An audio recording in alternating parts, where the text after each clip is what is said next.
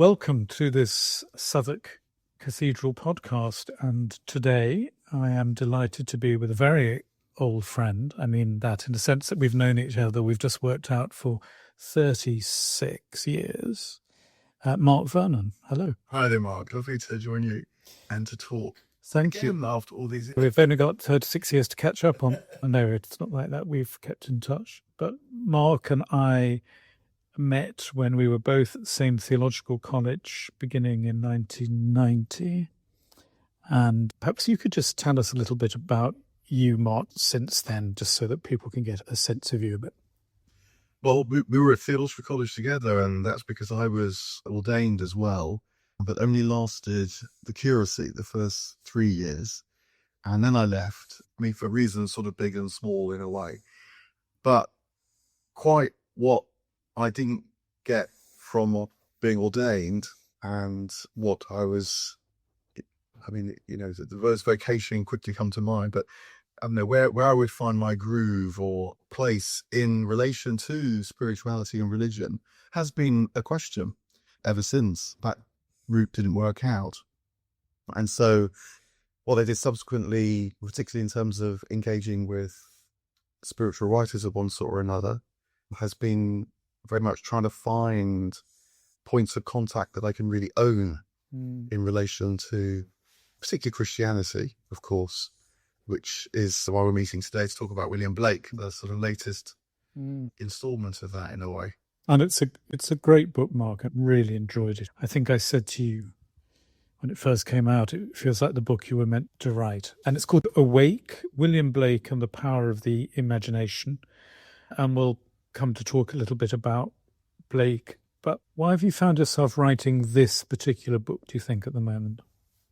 Well, it is mystical Christianity that draws me. There's different kinds of Christianities, of course, but then there's also, even within one, say, liberal Anglican tradition, there can be a pull towards maybe the more social and concerns with justice, and there can be maybe the more concerns to the local and the community in parishes.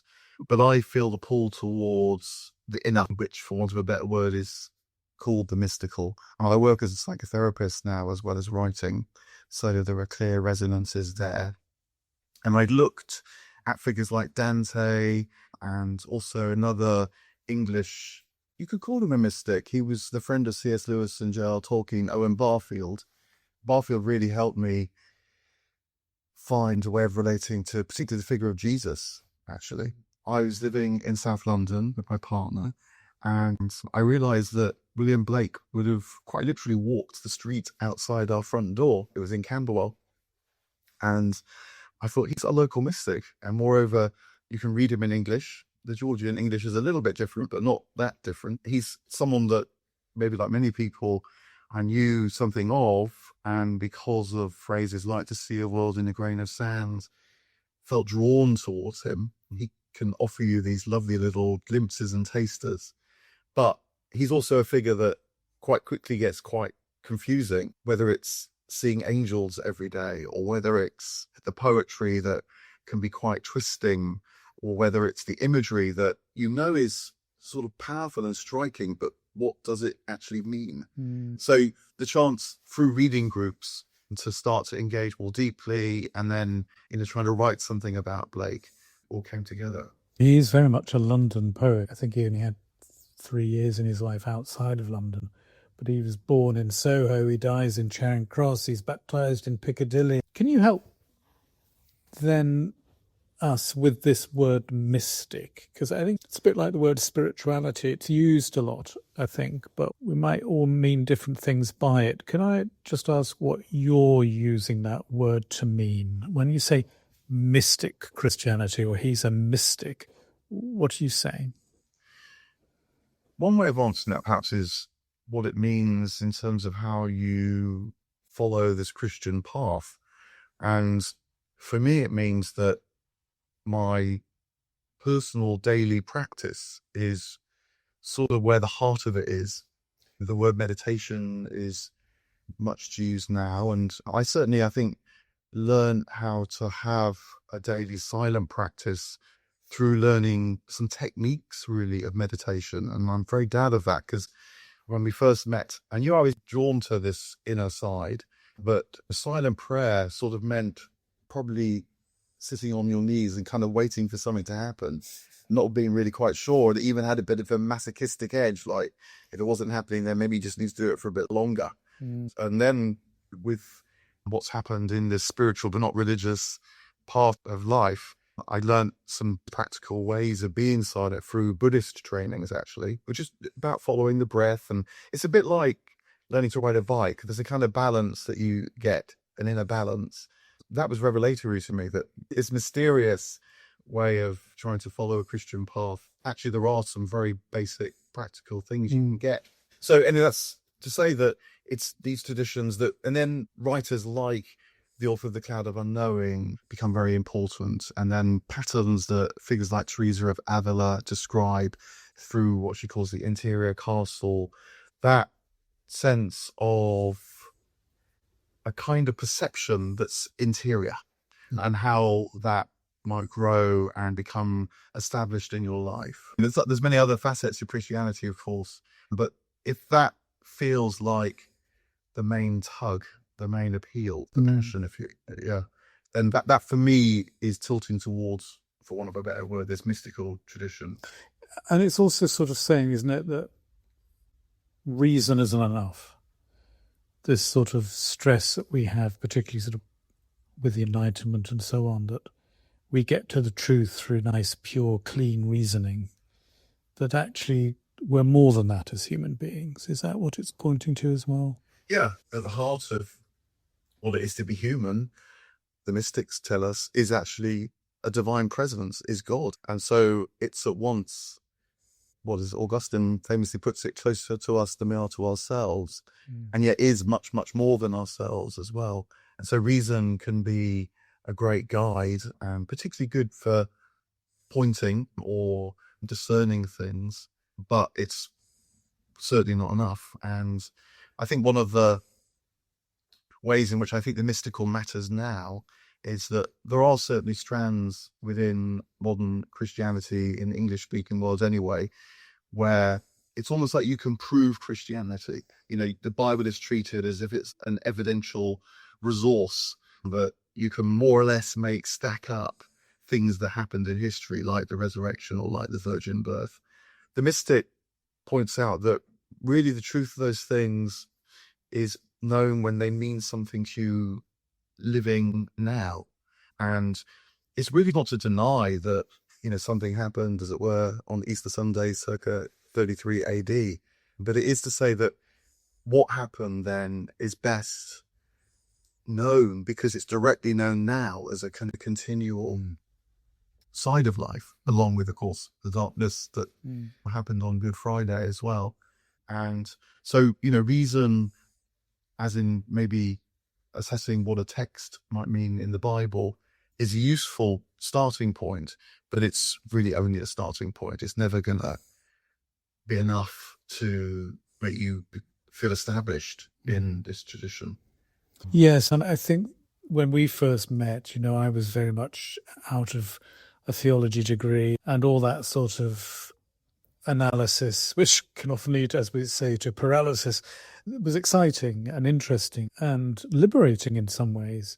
But I think I only really began to understand the depth of Christianity when I realized that it's really a poem that's inviting you to come and live in it. And when you're trying to live in the poem of Christianity, it all starts to make better sense. It resonates in a much greater way, for me at least, than sitting down and trying to hammer out what this text really means, what this verse in Habakkuk might have really meant in the original, and so on. Actually, it's more than that. It has to be more than that. And what I've always admired about you, Mark, is that you're very much a Renaissance figure in a way I'm not. You read physics, I think. You're a musician, you read theology, you read psychotherapy. I mean, there's lots and lots of facets to you. And I think that's why when you come to Blake, he really is a prism through which a lot of different lights are coming. And I think you're just the sort of person to understand a lot of the different facets of this man. So can you just tell us a little bit about him? What's his historical period, and we've established that he's a Londoner, but just tell us a little bit about his life. Actually, apropos that, I think whatever else you think about Blake, there's always a risk that he's presented as this lonely, impoverished poet, kind of barely eking out a living with Catherine. And they had periods where they struggled, never in penury, I don't think, but he was actually deeply engaged with all that was happening in London in this Georgian period. So his dates are 1757 to 1827. Footnote, next year, 2027, is the bicentenary of his death, which I hope will be a year where not just we think of Blake as a national treasure, but someone who can speak to our times, because he's so deeply engaged with his times that have sort of become our times. The London, when he's born, is at war with France, and nearly always either a cold or a hot war with France or other European countries. It's a time of empires growing and the constant struggle to secure your hegemony. And the American Revolution, War of Independence, and then the French Revolution happened in his lifetime too. And then the Napoleonic Wars, which is something that I realized through writing the book were very terrible time. The millions of people killed across Europe. So this is part of his life. But then also London itself growing from about 750,000 people to 3+ million people. So becoming a madding crowd metropolis. The world coming to London, even as London tried to rule the world, which was great for Blake because he didn't have the money to travel. But he did have, through soirees, and it was the era of the great blue stockings, the kind of educated women that had the means to bring people together, and he was all part of that scene. And so knew Thomas Paine, knew Mary Wollstonecraft, knew Sir Joshua Reynolds, these figures that still have resonance now. And he wanted to be successful, actually commercially successful, but also in the sense of his message being known in this great mix of new ideas and old ideas. And it's an era when science is beginning to really shape the economy. So technology, the early stages of the Industrial Revolution, but still, science hasn't proven itself as the way to organize all of life, if you like. And so the kind of spirited presence of the medieval world could still be felt. So it's a very fascinating time. It's why historians now say that this period really is the period in which what we think of as the modern world was born, with our kind of assumptions about the way the cosmos is and the way you should live your life, both personally, but also in terms of working and so on. And he's right in the middle of that. I think he's so valuable because he realizes, because of his clairvoyance, this capacity he has to see undercurrents and see the spirit of the times and the spirits even operating in particular places.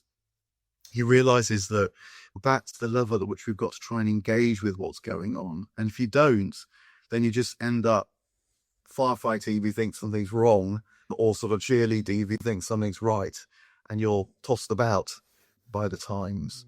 And now, that what was emerging in Blake's time has become so manifest, it seems to me. He's very refreshing because he says, no, look again at what's going on and understand it from within.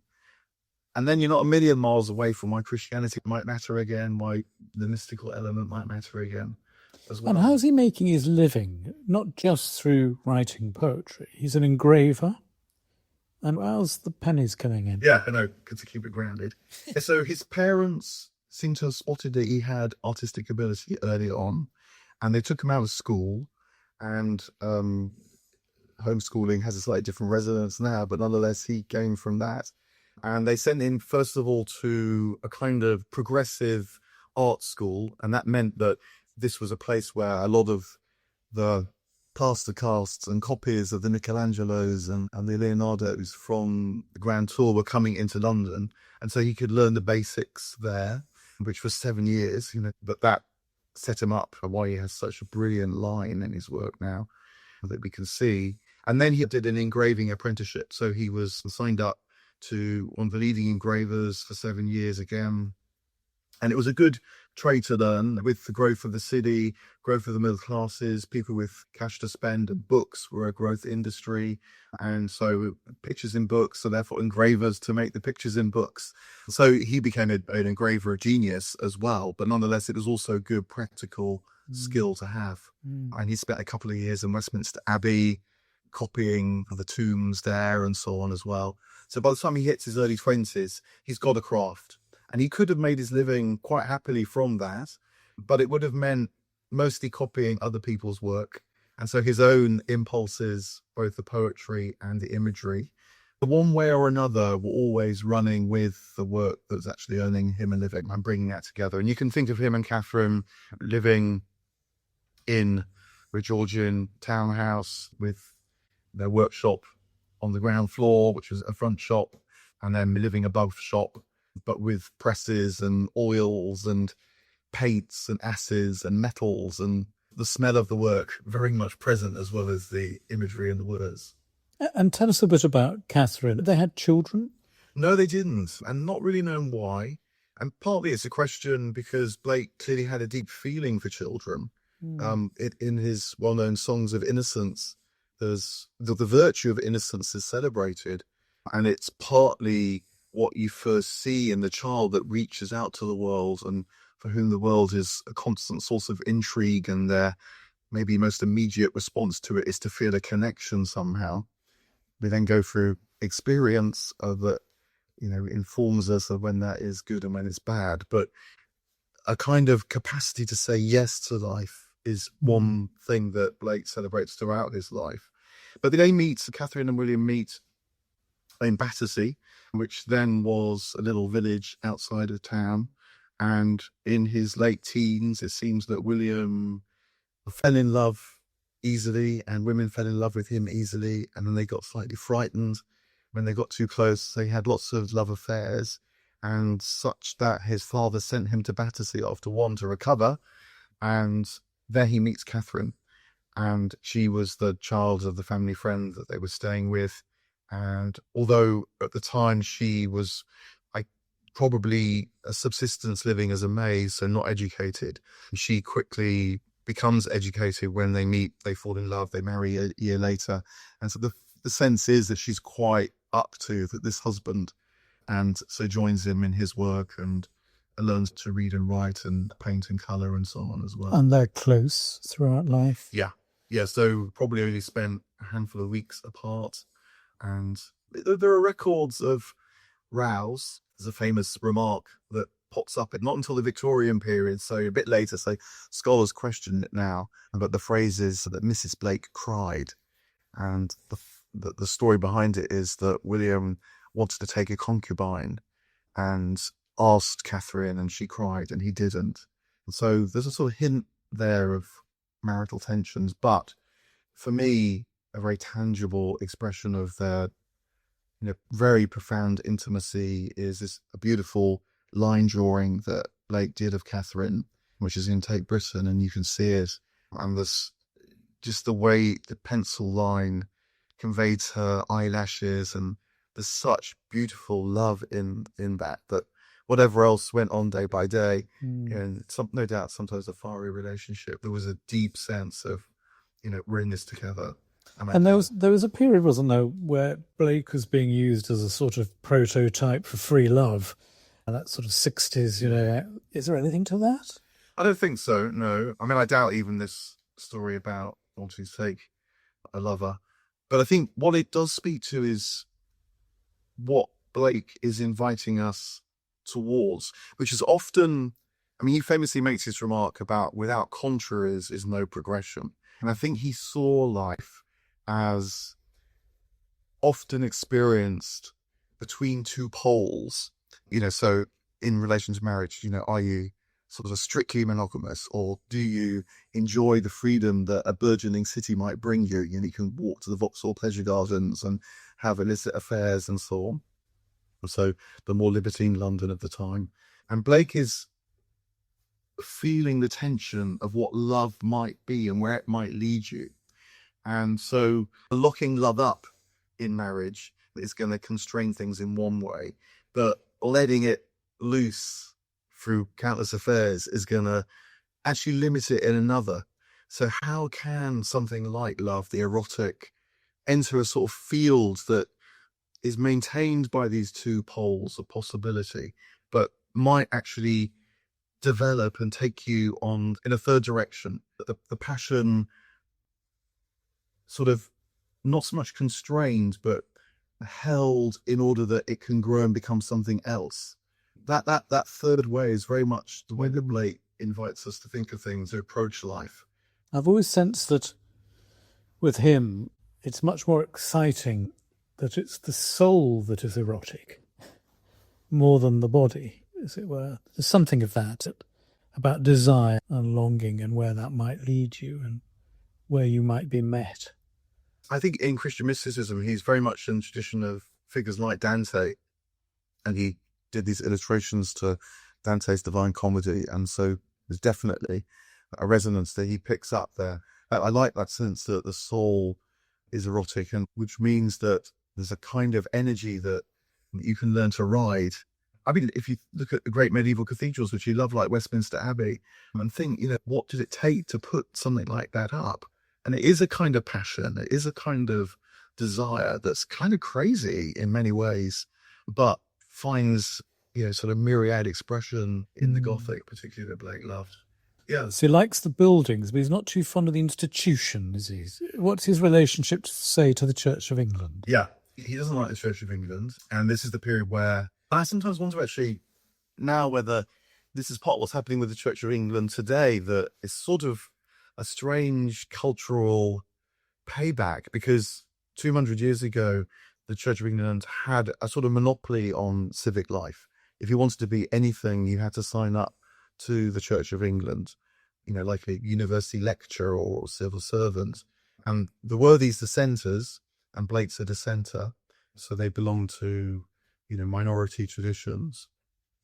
And there were emerging traditions that at first were Anglican, like the Methodists, and then separate off. Blake felt that this was sort of corrupting of the church, really, and it was much more interested in securing its place in this world, and rather than the soulful erotic or anything else for that matter.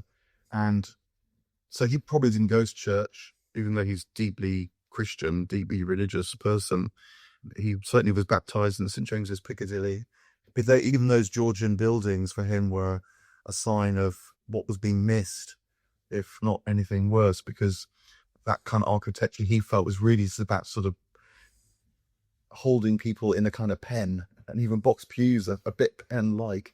Also, I mean, again, things which I feel very keenly actually, even now, is that this tendency, it feels to me at least, to reduce a tradition that might spiritually free you to a kind of moral creed. And I feel that's a terrible mistake that Christianity's made, actually. And alongside the literalism of trying to read the Bible as if it's some sort of evidential resource book. Similarly, too, trying to even have such a thing as a good and a bad Christian that's judged by how you behave. I think these are very draining ways of approaching Christianity. And I feel now, again, maybe the reason why we live in England, where, most people, they might have an interest in matter of spirit, but they would even think to turn to the church, actually. And there's maybe some deep legacy of what was happening in Blake's time, in that the church sort of makes you feel a bit guilty if you even think about it at all. It's always complicated. That there's always the moment where at a wedding or a funeral, you had a wonderful day and there was a brilliant priest that made it come alive for you. That's going on too in people's lives. But this current of moralizing, it's still very alive in the church, that's for sure. Yes, and quite often for the people that aren't drawn to it every Sunday or maybe even every year, there's still some sort of residue that it's some sort of public utility, which is, I don't need the hospital every year, but I find myself there occasionally for a particular reason. And I feel some people use church like that now, that there would be something missing if it disappeared. It's still offering something, but I'm not in need of it all the time. And I'm not even sure quite what it is, but I do find myself there. And maybe it's because it's the only chance I get to think about ABC, whatever it is. I certainly think that, as you say, the way that Christianity has shaped itself around the moral and the moralistic has had deep negative effects quite often. I've always been uneasy, actually, with Christian being used as an adjective. That is a Christian way to behave or something like that. Is this a Christian book? Right, yeah. Oh. I think Christian is a noun. Yeah, yeah. Once you start using it as an adjective, you're usually knowing what you mean. Yes, yes. And quite often it's based on morality. And it really matters because one of the things that happened in Blake's time in the 1780s were two new ways of doing morality emerged. Actually, it's very remarkable, within a year or two each other. And one was here in London, and it was Jeremy Bentham's utilitarianism at University College London, where what was good could be calculated. He called it philosophic calculus, and the formula that describes that is working out what will bring the greatest happiness to the greatest number. And then in Prussia, in the German lands, Immanuel Kant are formulating what's called deontology, which is essentially that which is good is that which any reasonable person would agree to. So do not lie. But what it does, and Blake realizes this, is it pulls out the interior from the good life. It's all about calculation, or about a kind of fiat that impresses itself upon you, like do not lie. And Blake realized that that was going to be disastrous, because we are these people with erotic souls, and they'll take so much telling, but only so much. And if you don't learn how to navigate these currents that flow through you, i.e. pay attention to interiority, it's going to go wrong. And, so now, 200 years on, we live in this world where, are you for or against this Christian book? Yes or no? Like, everything can be split. And of course, then digital platforms come along that need things to be split, and so amplify even more. Yeah. So that's a good example, I think, of the kind of the deeper analysis that Blake can offer us. And we need to start to realize that good and bad runs through every human heart, not just, as it were, outsource what's bad on those that we don't like. It's the crooked timber of humanity. Yeah. So how old is he when he dies? He's almost 70. So he has quite a innings ready for that time, and he's buried in Bunhill Fields. Why is he there? So that's the dissenters' graveyard. It's a beautiful place to visit now. It's a sort of walled graveyard near Old Street. And there's other famous people buried there. Fairly recently, the exact spot where he was buried was established, and a very lovely gravestone was put down there. So it's a good pilgrimage destination. And I was very delighted that the words that are on the graveyard, as well as his name and dates, of course, are words that I think capture the heart of his offer to us now, which is, I give you the end of a golden string, only wind it into a ball. It will lead you in a heaven's gate built in Jerusalem's wall. So heaven's gate is all around us in cities like Jerusalem, London's walls, if you like, and we can pick up the threads in our lives and sort of wind them, follow their track, if you like, and find eternity, as Blake called it.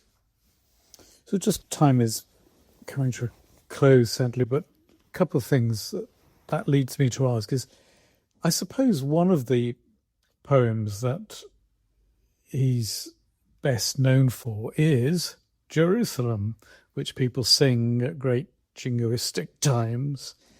Help us into that, because we all sing it heartily. Well, some do. What's it about? So it's actually a preface to one of his longer poems called Milton. And confusingly, you wrote a very long poem called Jerusalem, which and did those 3 in ancient times, it isn't part of that. And interestingly, he himself, when he printed copies of Milton, sometimes included some of his most famous lines down, sometimes didn't.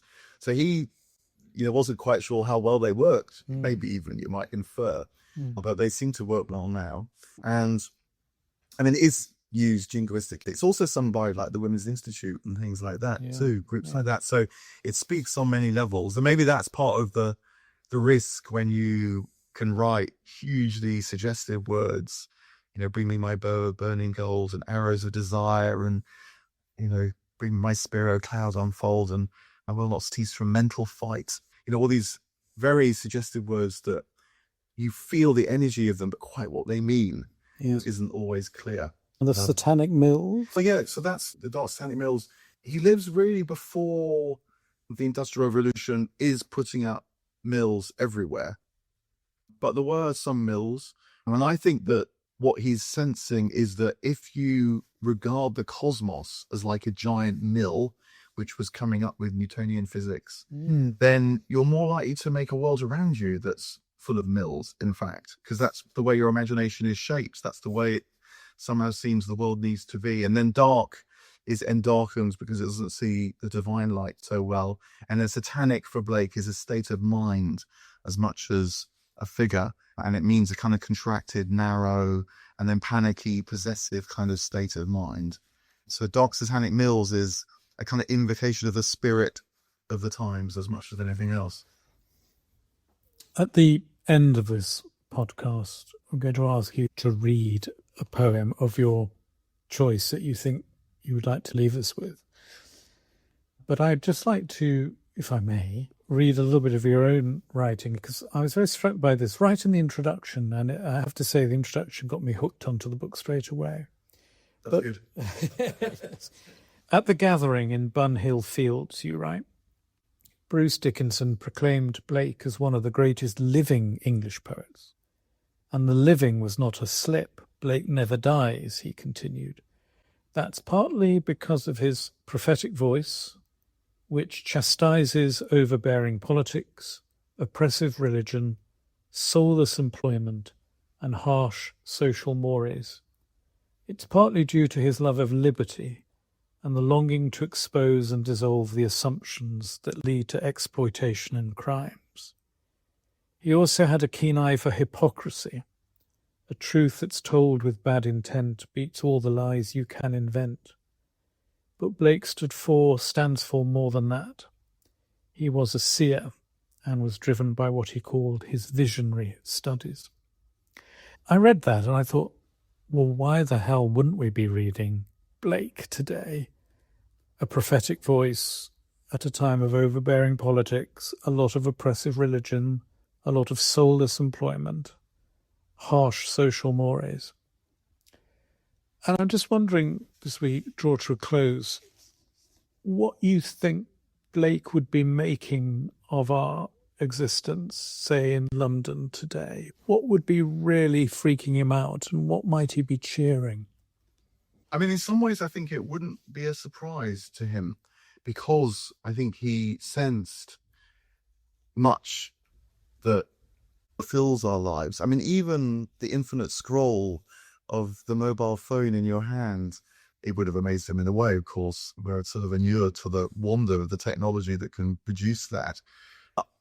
That, we call it an infinite scroll, for example, wouldn't have surprised him, because the infinite, he felt, is what we finite creatures yearn for. For him, it's not something that's easily identifiable as straightforwardly evil. It's often a kind of mistake. It's like a yearning that's just been twisted slightly and gone off in completely the wrong direction.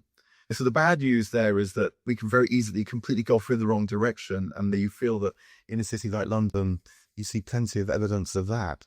But the good news is that the desire for the infinite, for the eternal, actually never goes anywhere. And it's still right on the surface, bubbling away too. And so the joy of being in a city like London is actually, you just turn a street corner and you feel, actually you see that wonderful yearning still alive as well. So he's a figure that can not hold back from the dire state of things, but because of his visionary studies, always, I think, sees the light too, in fact. So that's why he's good to know now. And I mean, I very much hope that with this bicentenary coming up, that we can not just appreciate the Dark Satanic Mills and think, oh, he saw our terrible times come in, but know that there's Heaven's Gate that's right alongside us again as well. And that's, I think that's the deeper reason why he keeps living, as Bruce Dickinson was saying, because he we feel somehow that pulse, even when we hear a line like "to see a world in a grain of sand."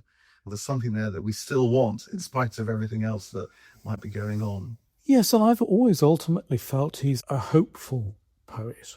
He's obviously somebody who's very well aware of our individual and our society demons.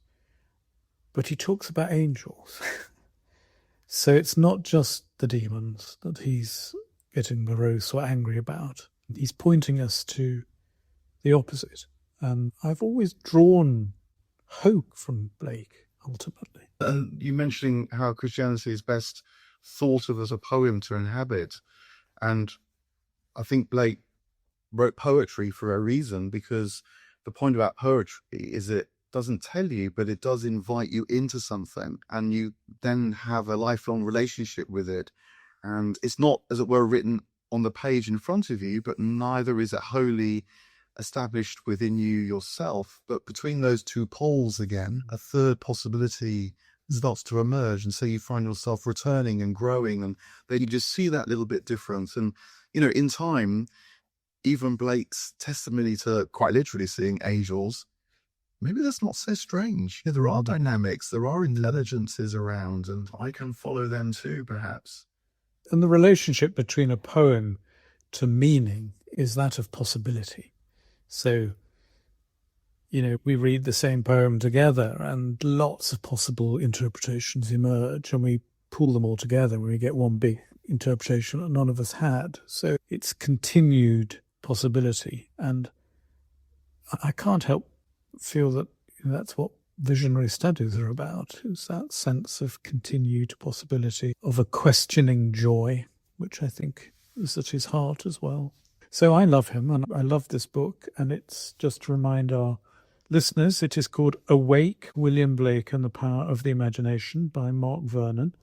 I want to thank you, Mark, very much for this conversation, which I've also loved. Yeah, well, thank you, Mark. It's lovely, even after all these years, to kind of join together in this love of these things. I'm going to ask you to end this podcast with reading a poem of your choice that you think will prompt people to go and run and buy your book, but also perhaps go and run and buy some poetry by Blake. But thank you so much for this time together.